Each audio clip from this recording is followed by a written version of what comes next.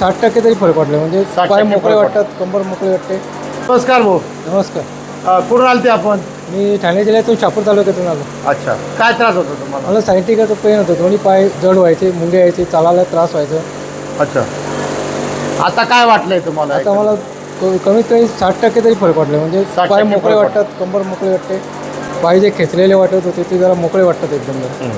पाय असे जडजड होते हां, जड जड होते. आणि मुंग्या यायच्या, मुंग्या पायाला. यायच्या. कळा लागायच्या, कळा लागायच्या.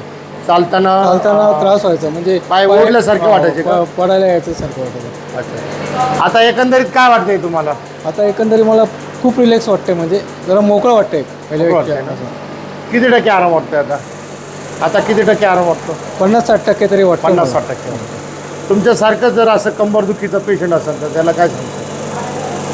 की अवश्य एक वेळ भेट देऊन बघा गणपती. अच्छा, ठीक. धन्यवाद काका. धन्यवाद. धन्यवाद.